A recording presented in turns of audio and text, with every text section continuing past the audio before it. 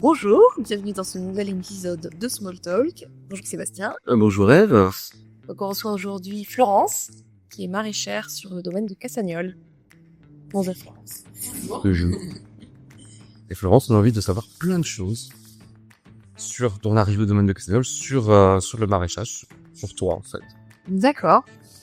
Bah écoutez, déjà merci de me faire participer à cette nouvelle édition. Déjà moi rapidement, à la base, je suis pas du tout issue du milieu de la paysannerie, du milieu agricole. Je suis néo-paysanne. J'ai travaillé 15 ans dans un petit laboratoire d'analyse en agronomie. C'était l'analyse de produits aromatiques dans tout ce qui est boissons fermentées. Donc voilà, j'ai bossé 15 ans dans ce labo et j'ai commencé comme technicienne, j'ai regardé les échelons petit à petit et j'ai fini comme chargée de projet pendant plusieurs années. Et il y a 4 ans de ça à peu près, 4-5 ans, le temps passe très très vite. Je trouvais que mon travail je trouvais plus de sens dans mon travail. Et ça répondait plus du tout à mes aspirations, à mes principes, à tout ce qui se passait autour de moi en termes écologiques. Donc ça m'a posé énormément de questions. Et j'ai commencé un peu à me dire qu'est-ce que je pourrais faire pour mon quotidien déjà, ma vie familiale, comment ça peut aussi s'impacter dans mon travail, etc. Donc j'ai vite compris que mon travail dans le labo j'avais fait le tour déjà d'une part et d'autre part j'arrivais plus à me renouveler, j'y arrivais plus quoi, donc il fallait que je sorte de ce milieu-là, même si pendant 15 ans je regrette absolument pas, c'était chouette, j'ai fait des belles rencontres et tout. Et j'ai commencé à faire des formations en permaculture. J'ai fait des cours certifiés permaculture qui permettent déjà de mieux comprendre ce qu'est la permaculture. C'est pas que le côté végétal, environnement, mais c'est le côté humain. C'est quelque chose d'assez complet. Et donc j'ai fait 2 stages qui m'ont permis un peu de mettre de l'ordre dans ma tête, de savoir où je voulais aller, où était le sens, comment faire. Et en parallèle de ça, le maraîchage commençait un peu à me titiller. C'est quelque chose qui m'inspirait bien. J'ai toujours aimé être dans le jardin, être dehors, mettre les mains dans la terre. J'ai toujours aimé les grands espaces, mais j'osais pas. Et ces cours de certifié permaculture m'ont permis un peu d'imaginer un projet, de voir comment je pouvais trouver un sens dans ce projet. Comment au niveau familial ça pouvait aussi bien s'impliquer aussi ça, un sacré changement. Et j'ai décidé de me mettre à 80% et de consacrer un jour par semaine au maraîchage dans un petit jardin maraîcher au bord de Montpellier.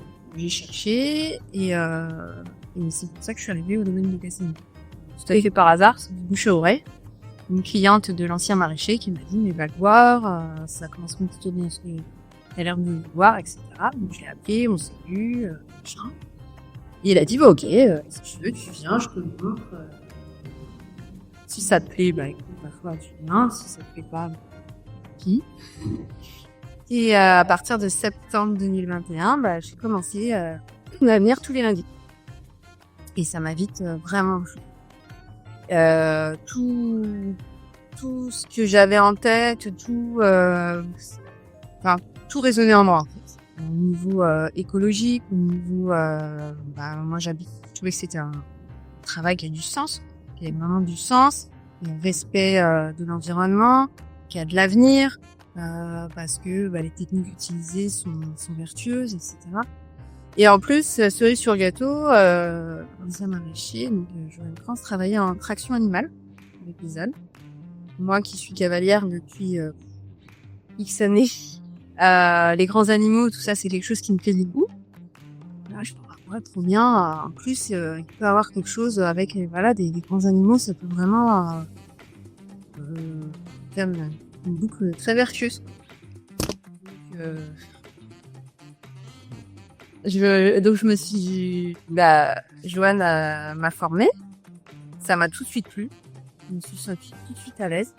Et puis finalement en fait très vite je venais 2 fois par semaine, je trouvais sur mon personnel, le week-end, le soir, parce que tu étais toujours à 80%.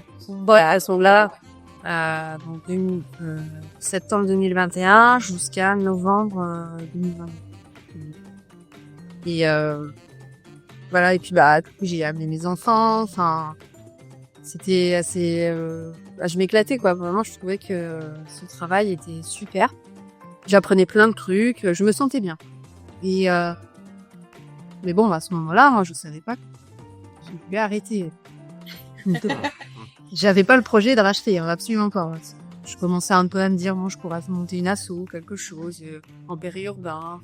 Ah, mais tu voyais pas quelque chose pour gagner, enfin, voilà. Bon alors, en tout cas, pour en vivre à moyen terme, mais dans l'immédiat, j'étais plus partie sur quelque chose d'associatif, type Oasis Citadine, ces genres de choses, parce que je ne voyais pas du tout avec moi. C'était un gros saut dans le vide, j'avais pas d'expérience, comme je disais, une paysanne, voilà. Et puis, Joanne m'a dit, ça devait être au mois de mars, quoi, 2022. Écoute, moi, c'est ma dernière saison, j'arrête, j'ai envie de faire autre chose, ça que je fais ça. Donc, je vends. Ils font le commerce, tout ça. C'est ma dernière saison, j'arrête en décembre. Donc, si tu veux, je te vends le fonds de commerce. J'ai l'air de bien éclater, tout ça. Sur un moment, sans vous dire si j'ai un peu blogué. Temps de réflexion nécessaire, voilà, c'était un peu soudain quoi. Et me lancer seule, c'est trop énorme. Donc j'ai beaucoup réfléchi et je me suis dit c'est un peu une occasion unique parce que si je veux me lancer dans quelque chose, en tout cas du maraîchage, que ce soit associatif ou professionnel, je peux pas m'éloigner parce que mon mari a sa professionnelle à l'université, donc lui il était hors de question qu'il parte. Mes enfants, ils ont à l'époque ils avaient 6 et 10 ans, voilà, ils aiment bien le coin, ils ont tous leurs copains. Enfin, je voulais pas que ce soit un reversement pour toute la famille parce que j'avais envie de changer. Donc je me suis dit là, c'est quand même à 15 minutes de chez moi, ça correspond à tout ce qui a du sens pour moi. Pourquoi pas, en fait. Alors, au début, j'ai essayé de m'associer, parce que je ne suis pas toute seule. Puis bon, en fait, il y a très peu de personnes qui veulent faire ça, qui veulent se lancer. Enfin, c'est vrai que c'est un métier compliqué. Puis à un moment, j'ai dit, si tu veux le faire, faut pas attendre la permission, faut pas attendre qu'il y ait quelqu'un qui te dise ok, si tu veux le faire, tu le fais. Et donc en mai, je lui ai dit allez, ok. Il a fallu que j'organise mon départ à mon ancien job, c'était pas comme ça, comme ça. On a calé une date de sortie, donc qui était en fin novembre 2022. Et puis moi après, il fallait que je monte le projet, que je le finance, que je vois par rapport à l'économie, par rapport à plein de trucs, financièrement si ça passait, comment je voulais monter l'entreprise, etc. Et il m'a fallu à peu près 6 mois pour monter les dossiers. Je suis rentrée à la coopérative Terracopar, qui me permet d'avoir un réseau, d'avoir une aide au niveau comptabilité, etc. J'ai contracté un prêt à taux zéro à l'ERDI pour m'aider au niveau financier, pour acheter le fonds de commerce, pour avoir un peu de trésorerie d'avance parce que j'avais des investissements à faire au départ, en plus du fonds de commerce. Voilà. Et au 1er décembre, je suis arrivée ici, j'ai enfilé mes bottes et c'est parti quoi. Alors là, j'ai fait des travaux. pendant un mois, à peu près, un petit mois, pour déjà me sentir chez moi, améliorer quelques petites infrastructures pour quand la saison démarre, que ce soit nickel. En tout cas, comme moi, je souhaite. Et au 1er janvier, j'ai signé le bail agricole ici pour vraiment démarrer l'activité. Et donc Christophe a gentiment aussi accepté de me faire confiance parce que voilà, moi j'arrive, salut, néo-paysage, j'ai jamais fait pousser de légumes en maraîchage pro, j'ai jamais travaillé en maraîchage pro. Bon, je viens ici depuis 1 an, mais bénévolement, enfin, j'ai pas la notion d'entreprise, du marché, etc. Et il m'a fait confiance, il m'a dit, écoute, allez, vas-y, lance. Ça, c'est pas partout. Oui. C'est de d'esprit. Même s'il connaissait depuis 1 an, il connaissait dans un autre contexte, en fait. Exactement. Puis on se croisait plus qu'autre chose parce que moi, les terres agricoles sont vraiment au fond du domaine. Donc Christophe, je le croisais, je lui disais bonjour, mais on se connaissait pas plus que ça. Oui, vous êtes chacun autonome. Enfin, vous êtes sur le même domaine, mais chacun a son espace. C'est ça. En fait, le principe, c'est que le domaine, il fait 10 hectares à peu près. Christophe, il ouvre les portes du domaine pour les activités agricoles. Mais chacun a son business. Chacun gère son business comme il l'entend. Mais par contre, il y a une cohésion de groupe. Ça, c'est très important pour déjà que la boutique culture fonctionne, que le domaine se fasse connaître au niveau public. Donc moi, j'ai commencé vraiment en janvier 2023. Et au début, j'ai un peu essuyé le plâtre de tout, parce que moi, je ne connaissais rien, pas très peu. J'avais décidé de vraiment reprendre l'attraction animale. C'était quelque chose qui me tenait à cœur, mais j'étais pas encore assez formée, pas du tout autonome là-dessus. Donc 1 an où il a fallu que je continue à me former, à prendre confiance, etc.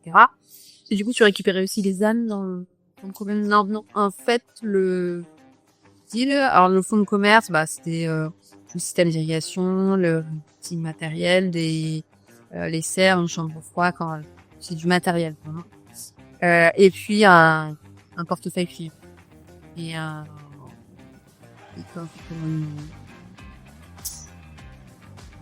une aide un peu au démarrage. Mais par contre, l'ancien maraîcher m'a prêté pendant 1 an son matériel de traction animale et ses âles, puisque lui continuait à vivre sur place le temps d'acheter des choses. Et voilà, pour que je continue à me tester, voir si vraiment je vais continuer ce modèle-là ou pas. Et c'est ce que j'ai fait. Donc les 3 premiers mois difficiles, surtout que je suis arrivée en hiver, il y avait rien. La saison 2022 a été difficile pour tous les maraîchers du coin, c'était très très très chaud. J'avais 0 légumes de garde. Je démarrais avec 0 légumes. Il a fallu je fasse un peu d'achat-revente au début pour quelques collègues maraîchers tout gros, en fait, avait un peu de stock, donc il me vendait un petit peu de stock. Il a fallu, il y a quelques clients de Joanne qui m'ont pas suivi, mais ça c'est classique, donc il a fallu que je me reconstitue aussi une nouvelle clientèle. Et puis que je plante, que je fasse mon boulot de maraîchère. Et j'ai fait le choix d'embaucher quelqu'un, un saisonnier, sur la première année en raison de 60%. Donc 3 jours par semaine pendant 6 mois. Pour m'aider, parce que travailler, c'est vraiment compliqué, exactement. Et moi, j'avais quand même aussi l'avantage de pas avoir la contrainte de me payer, puisque je touchais chose. Et je le touche encore. Donc ça, c'est quand même... Le projet, en fait, je l'ai monté. Mes 2 ans de chômage, ça me paye. Ça me permet de payer mes frais courants. Et du coup, pendant 2 ans, je ne me paye pas. Enfin, l'entreprise me paye pas, mais j'investis. Et je paye et donc, quand je dis j'investis, il y a tout le matériel, etc. Puis investissement humain aussi, puisque du coup, je paye un salarié. Donc, j'ai fait ce choix-là pour éviter de miser prématurément et puis de pouvoir travailler avec un peu plus de souplesse. Et je suis plutôt très contente de ce choix-là. Donc 3 premiers mois un peu compliqués. En plus, fin d'hiver, les printemps 2023, il a fait très froid. Donc tout avait du retard. Enfin, c'était un peu bon. Bah, quand on connaît pas, on va taper. Ça va, machin. Et puis bon, après, au printemps, ça a commencé à, les serres plutôt jolies. Enfin, ça allait plutôt pas mal. Et là, je me suis dit, je sais pas. Il faut y aller maintenant. Et puis, bah, je me suis dit, bon, allez, faut que tu mets tes craintes de côté et t'avances, quoi. Et, bah, ça marche pas, mais, faut arrêter de se poser 12 questions à la seconde parce que, sinon, Oui, au moins tu auras tenté l'expérience, tu auras tenté l'expérience pour aller au bout de de ta quête, mais ouais, ton envie et ton changement. exactement. Et puis, bah, c'était parti, et puis, bah, ça a pris, quoi. Ça a bien marché. Très belle saison 2023. J'ai eu des très bons résultats sur les légumes, les clients très contents. J'ai réussi, sans faire de pub, à me constituer plein de nouveaux clients. C'est bouche à oreille. Ouais, c'est la meilleure pub, hein. C'est un Voilà. Et bah, merci beaucoup à tous ces livres. Parce que sans eux, j'en serais pas là aujourd'hui. Et ce qui m'a permis aussi d'organiser des petites manifestations au jardin, des journées portes ouvertes, des ateliers. On a ramassé les patates, on a fait plein de trucs où je leur ai montré l'attraction animale. Enfin, ils ont adoré. Aussi des petits chantiers participatifs.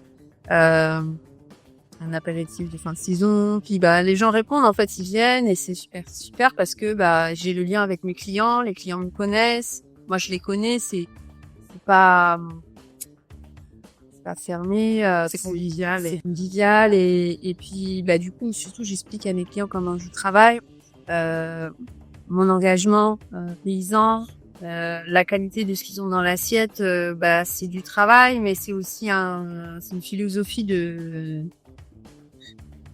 c'est pas qu'une philosophie professionnelle, quoi, c'est vraiment une philosophie de vie. Et le fait de pouvoir l'expliquer, de pouvoir le montrer, qui aussi eux ils mettent un peu la main à la pâte, pour eux ça résonne, ça a du sens. Et ça les, en tout cas ils sont contents. Et tu reçois des écoles ou des centres aérés, des enfants pour leur donner un peu le goût de ça.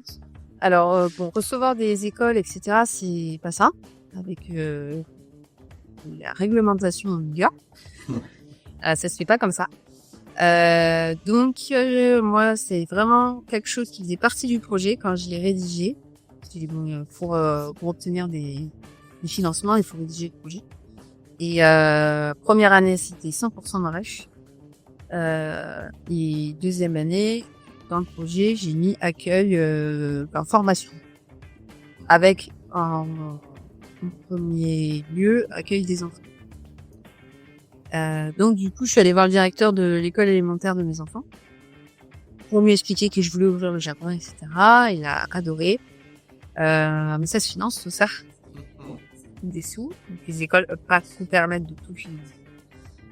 Donc on a rédigé et présenté un projet NES, notre école Faisons ensemble. Donc en gros, il y a, on va avoir 3 ans à peu près, le gouvernement a créé ces sections NEF en disant on veut des projets innovants au sein des écoles avec des projets pédagogiques innovants. C'est la consigne, la seule consigne. Donc vous déposez un projet, si ça plaît, on finance. Et sachant que il y avait pas mal d'argent au sein de toutes les académies, mais sauf que ça n'a pas été beaucoup diffusé au sein des académies. Donc pendant 2 ans, il s'est pas passé grand-chose en termes de projets innovants. Et là, on s'est dit, on va faire un coup. Et j'ai fait appel à 2 collaboratrices qui, elles, interviennent déjà dans les écoles pour expliquer de façon très pédagogique et très ludique ce qu'est la nature, cultiver, les graines, l'eau, etc. Je les connaissais, je leur ai parlé de projet, ils ont adhéré tout de suite. Donc c'est vraiment un projet tripartite. Donc il y a elle, qui est l'association S'aimer, l'école élémentaire du Patus, de Saint-Gilly, et moi, donc le potager paysan. Et le principe, c'est que il y a des interventions au sein de l'école où on met en avant la science du vivant. Donc tout le côté scientifique, l'observation, il y a des hypothèses, etc. Et comme outil, c'est la nature. Et donc il y a un laboratoire, un jardin pédagogique au sein de l'école, l'association Sémier qui intervient, et une fois par saison, les écoles viennent au jardin pour voir tout ce qu'elles ont appris en réel. Ça fonctionne, c'est pas juste une esprit. Et en plus, ça termine les gens, c'est un autre travail, c'est ouvert à tout le monde, filles, garçons, etc.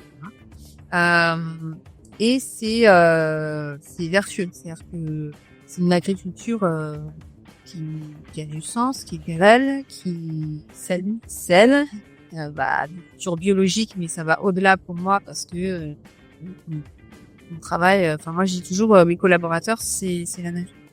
Les insectes, sans les insectes, je peux rien faire.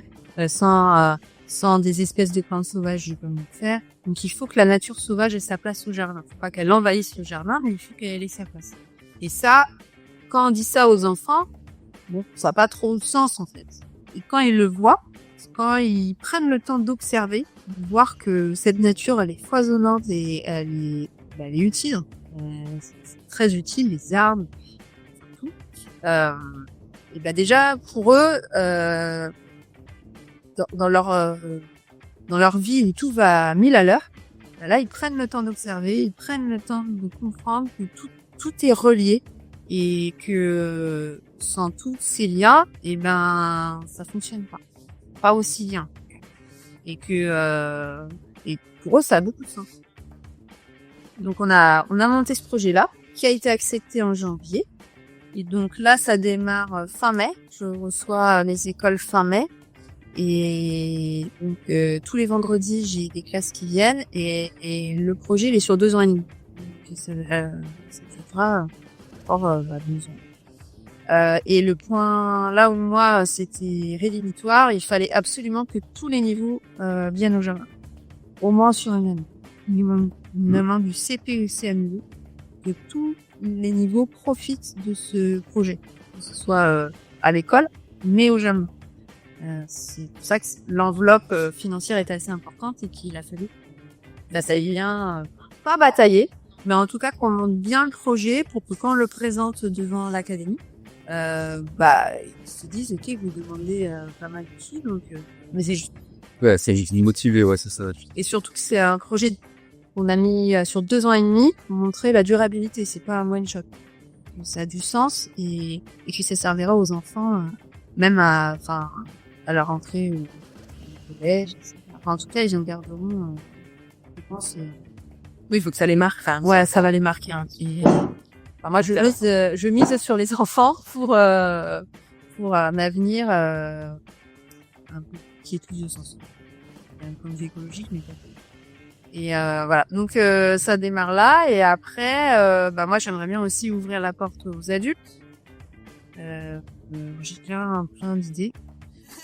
Mais je peux pas non plus trop me disperser parce que on peut pas se dédoubler, c'est bien dommage, j'aimerais bien des fois. Mais on a 24 heures dans une journée, il faut quand même à peu près au moins 6 heures de sommeil, donc voilà, il faut du temps pour sa famille. Donc petit à petit, là je suis très contente que ce projet démarre. Et après, j'aimerais bien qu'il y ait une ouverture aux adultes, mais pareil, pas juste on visite le jardin, qui est vraiment un programme parce que la pédagogie, sans la pédagogie, il va pas se passer grand chose positif. Donc, très bien. Et si on veut acheter ces légumes, comment fait-on? Alors déjà, il y a la boutique producteur du domaine à Gassagnol, à Assas, ouvert du lundi au samedi, où je vends donc les légumes. Il y a aussi les produits de mes collègues, donc le pain, la viande et le vin. Et ensuite, je fais des paniers de légumes que je vends, alors que je livre.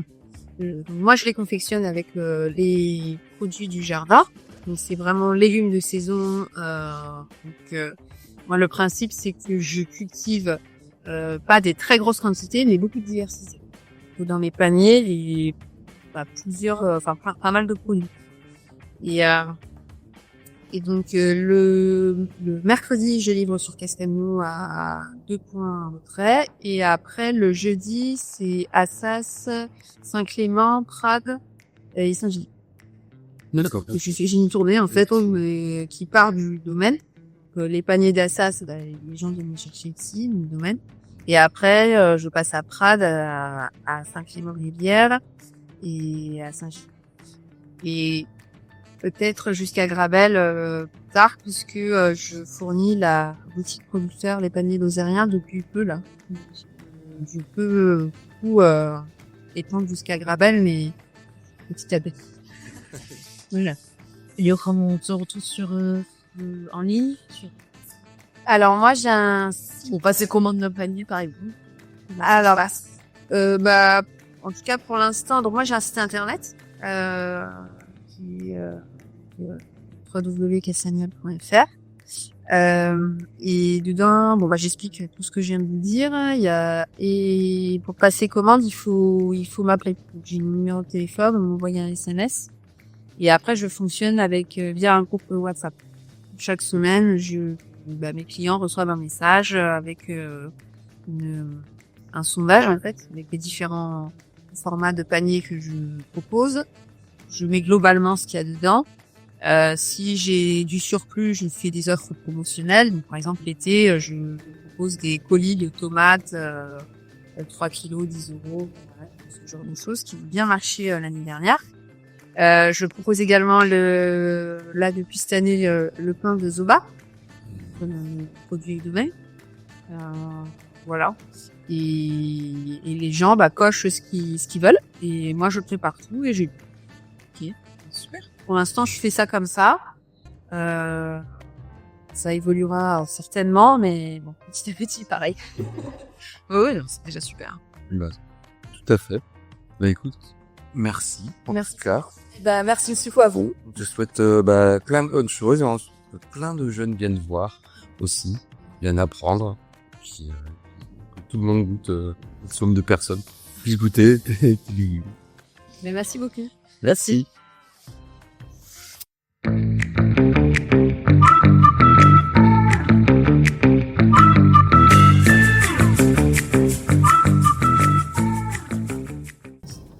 Et bienvenue dans le nouvel épisode de Small Talk où nous allons recevoir Christophe qui va nous parler du domaine de Cassagnol.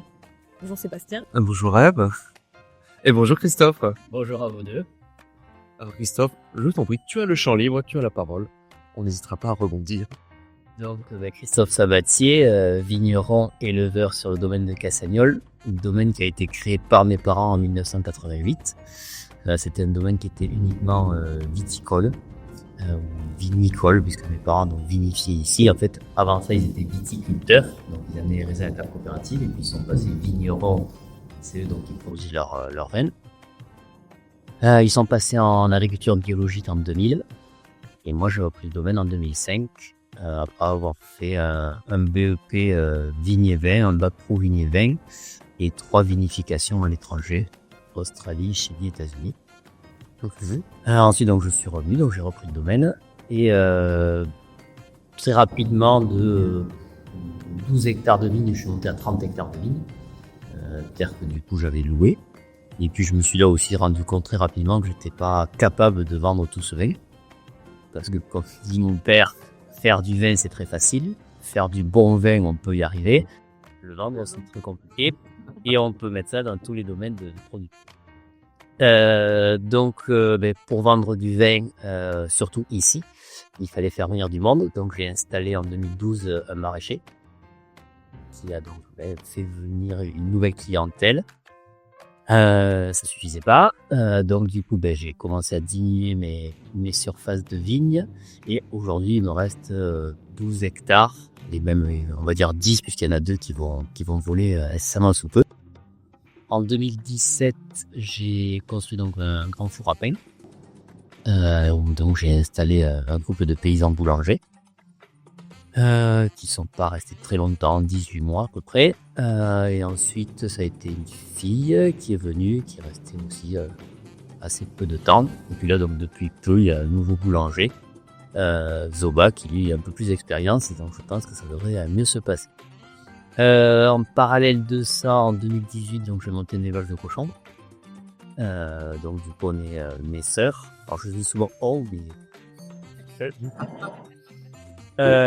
mais donc voilà, donc il y a donc mes sœurs, engraisseurs, et on découpe donc sur le domaine. Donc j'ai monté un labo et donc découpe transformation. Donc, pour le moment, j'ai un boucher qui aime me donner la main tous les 15 jours pour découper les cochons. Il est en train de me former à la découpe, donc rapidement je vais être autonome sur cette partie-là.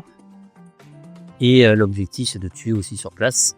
Donc là, la réglementation me l'interdit, donc on tuera sur place et puis après on ira au tribunal pour s'expliquer. Puisqu'en 2018, j'ai commercialisé 21 sangliers transformés en saucisses, mis par les services vétérinaires, par la préfecture, tout carré. Sangliers qui en fait détruisent mes cultures. Et donc du coup, j'ai passé mon permis de chasse, tout est carré. Voilà. Par contre, je n'ai pas le droit de tuer mes propres cochons. Il faut que tu passes par un abattoir agréé. Oui, c'est ça. On n'a pas le droit de tuer sur place. On peut tuer pour une consommation strictement familiale. Et strictement familiale, c'est tout ce qui descend de moi. Donc ma femme et mes enfants. Ma sœur, mes parents ne font pas partie de ma famille. D'accord, ah bon. Ok, ça. Mais t'as peur, oui. Qui descend pas contre toi. Et c'est quand, voilà, c'est le côté patriarcat. Donc, voilà, la réglementation, en pratique, ça ne fonctionne pas comme ça, puisque souvent, quand on tue un cochon, il y a la famille, il y a les amis, enfin, voilà.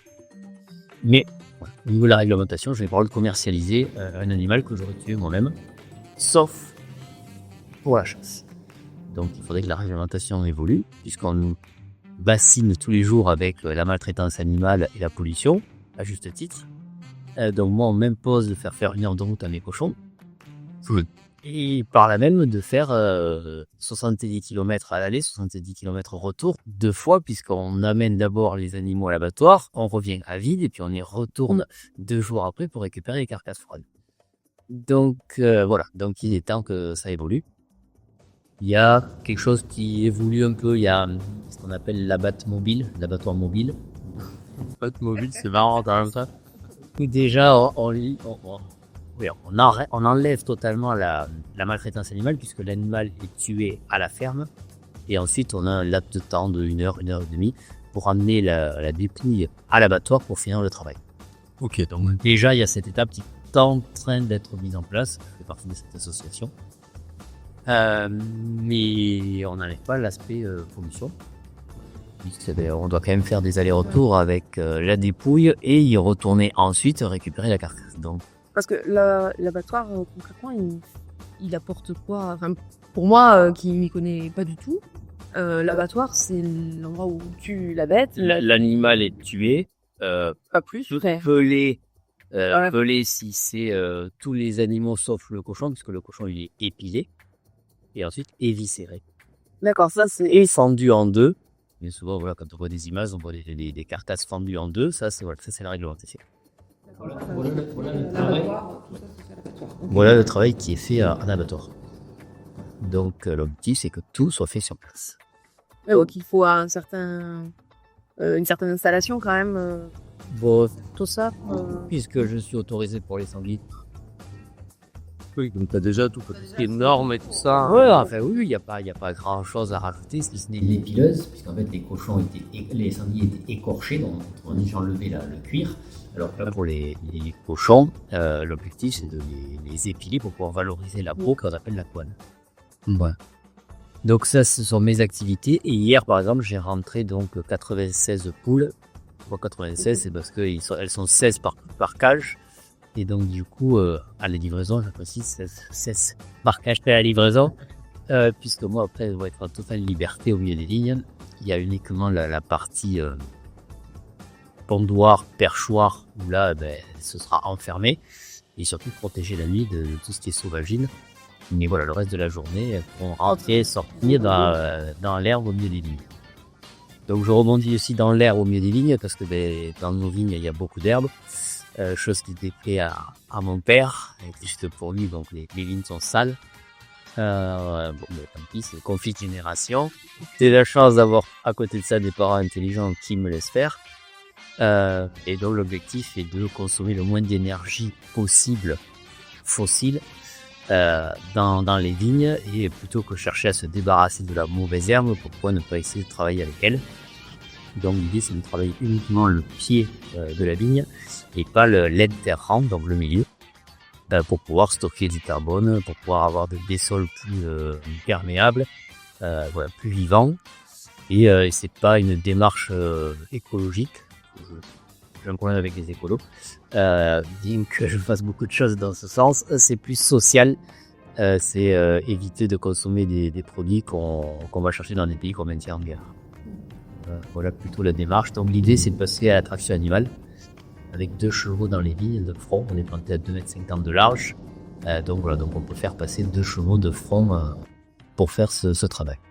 D'accord, c'est des chevaux du coup que tu as aussi? Non, non, c'est pas des que j'ai pour le moment parce que je suis en train de construire une maison, une autre maison familiale en paille, donc c'est un peu particulier. Donc ça prend un peu de temps, en pur porteur en plus, donc c'est encore autre chose. Voilà, donc du coup sur le domaine, il y a donc une maraîchère, un paysan boulanger, et puis donc moi qui fais donc vin, cochon et puis œufs de poule incessamment sous peu. Et tu sais diversifier du vin par nécessité ou par goût, enfin par envie, Par les deux. de polyvalence, ouais. Oui, dans les deux, donc de pas mettre tous dans le même panier. Et pour autant, 1000 métiers, 1000 misères. Donc voilà, donc c'est, je sais pas, c'est 12-14 heures par jour, à minima. Mais voilà, non, ça me plaît. Je me plais à dire d'ailleurs que je ne travaille pas, je m'occupe. Dédicace à ma femme quand elle entend ça. Mais voilà, non, c'est après c'est oui, il faut être lucide. Le vin n'est pas un produit vivrier. Il s'en produit trop en France. Il s'en consomme de moins en moins. Donc est-ce qu'il s'en produit trop, est-ce qu'il s'en consomme moins, ça et l'histoire de la poule et de l'œuf. Mais voilà, je n'arrive pas à commercialiser la totalité, donc il faut diminuer et il faut diversifier ses revenus. Parce que tu le vends uniquement sur le domaine? Uniquement sur le domaine. J'ai pas le temps d'aller démarcher ailleurs. Et puis, voilà, au niveau environnemental, faire voyager mon vin en camion, en avion, hors de question. Non, je pensais plus à d'autres commerçants locaux, pas forcément Ouais, mais non. plus loin, mais... Non, parce que les commerçants locaux, il va falloir livrer des petits volumes. Si c'est des restaurateurs, ça va être 2 cartons. Non. Et puis en plus, avec la mauvaise organisation de ces personnes-là, tant pis pour moi, si aujourd'hui je les casse. Non, ils vous appellent le soir pour vous dire « Oh, j'ai plus de vin dans la cave, tu veux emmener un carton ?» Non, c'est bon. Ils peuvent venir se fournir ici. Ils peuvent, il n'y a pas de problème. Comme il y a tout le monde, on n'a pas de portail, donc tout le monde peut venir chez nous, il n'y a pas de souci. Bah oui, ils peuvent acheter du pain, fruits et légumes, c'est parfait, voilà. C'est ça. Et après, ils peuvent dire circuit court, et voilà, local. Local. Et après, donc, il y a un autre projet, ce serait d'installer quelqu'un en production de fromage de chèvre sur le domaine.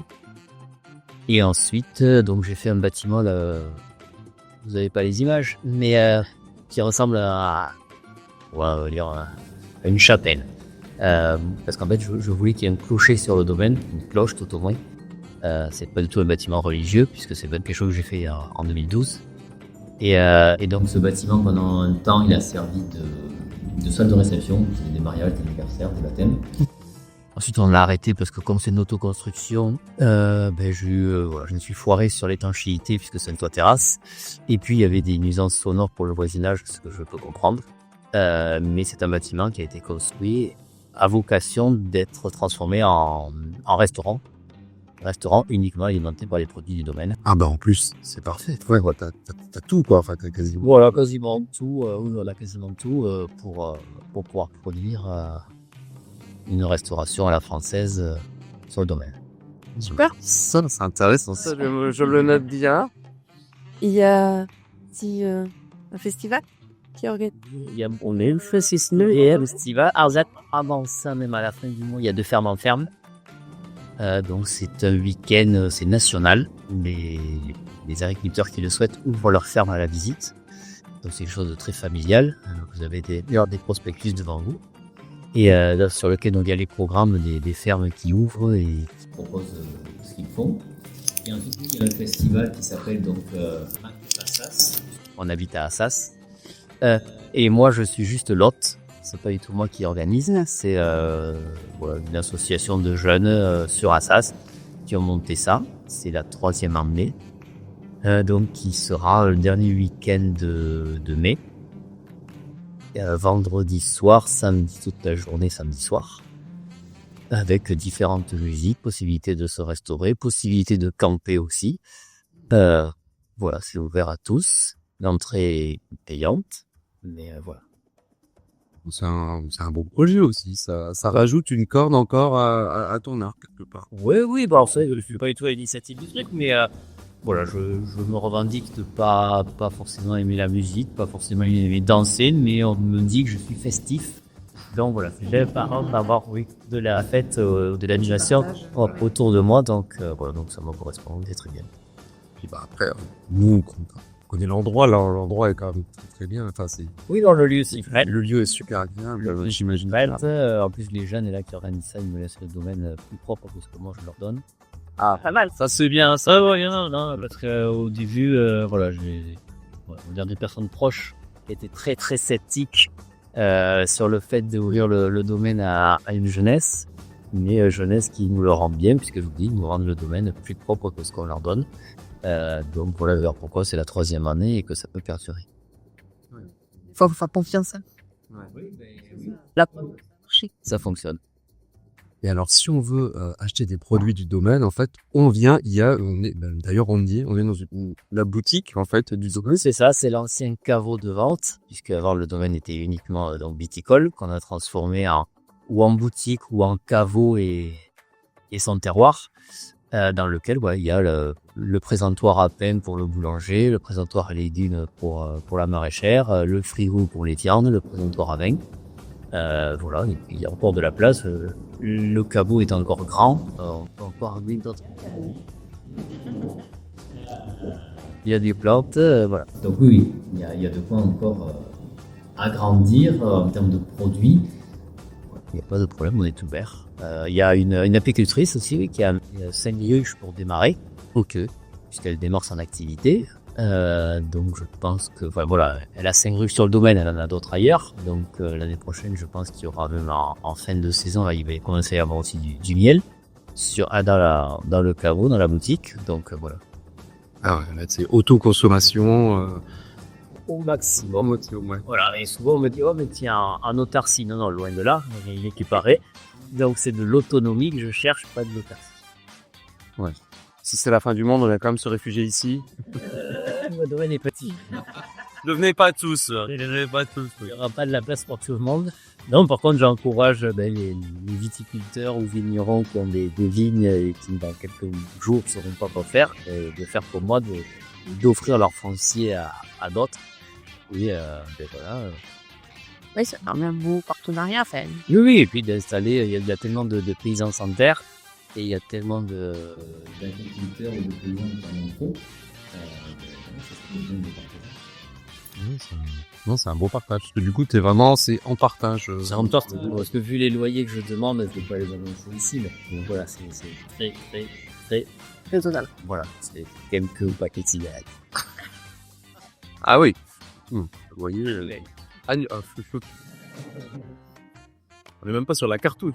On parle de paquet juste. Et puis, mais l'idée, c'est de faire venir du monde dans le caveau et parler de ça, de vendre nos produits. Voilà, c'est pas non plus philanthropie de ma part. Ah oui, oui.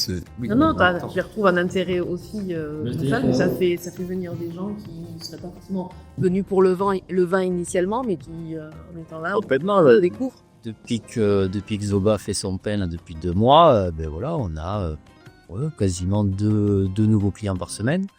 Depuis que les agriculteurs ont mis un peu le bazar aussi, j'ai fait partie de ceux qui ont retourné les panneaux à l'entrée des villages. On voit qu'il y a une prise de conscience qui est différente de celle du Covid, puisque le Covid c'était contraint et forcé, alors que là non, c'est des gens qui viennent d'eux-mêmes, qui se rendent compte que voilà, le monde agricole a des difficultés, que pour autant on travaille bien, qu'on a peut-être des tarifs un peu supérieurs et encore que c'est à vérifier au kilo que dans la grande distribution, mais que voilà, on a une vraie utilité. que nous sommes la seule profession dont on a besoin 3 fois par jour, la seule et unique. Ouais, c'est ce que je suis en train de faire. Il y a que nous, quand on répond oui, mais le docteur, il n'y a pas de problème, vous pouvez aller le voir, mais ça ne dérangez pas, il ne pourra pas vous soigner. Ça va pas, nous sommes la seule profession vraiment utile 3 fois par jour.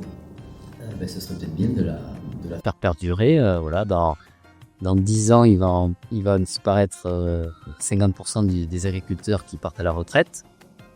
On importe déjà beaucoup d'aliments de l'étranger. Voilà, je pense que la prochaine guerre mondiale, ce sera vraiment celle-là, celle de la bouffe. Et justement, toi, tu es fils de vigneron.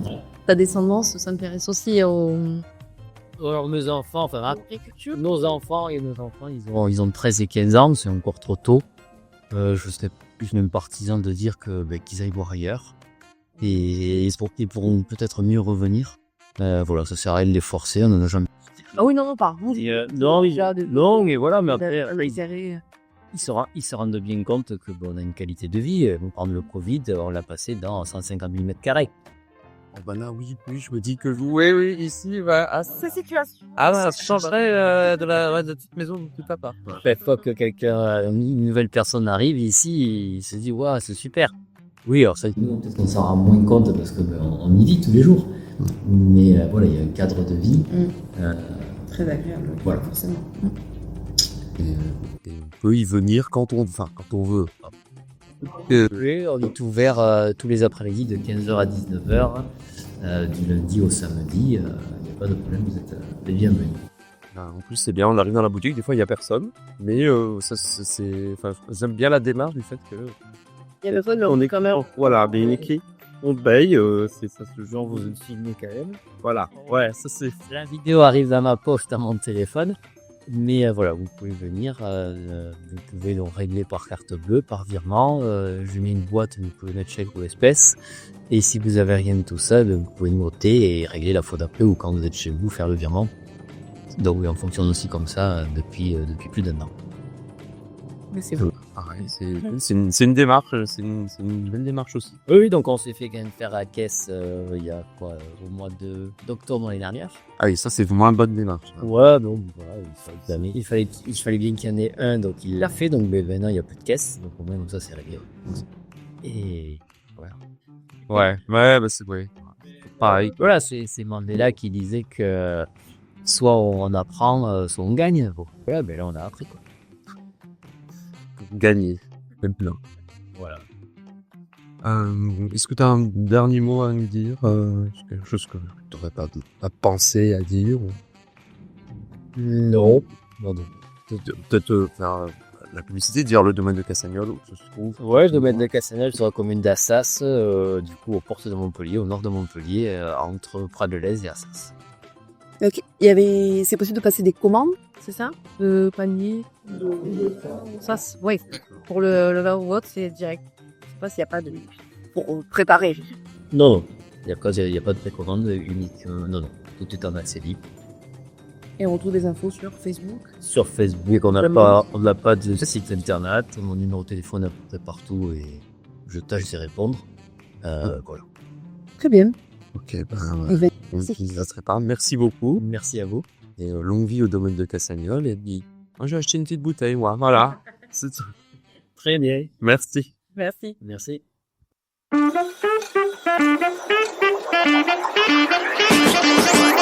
Thank you.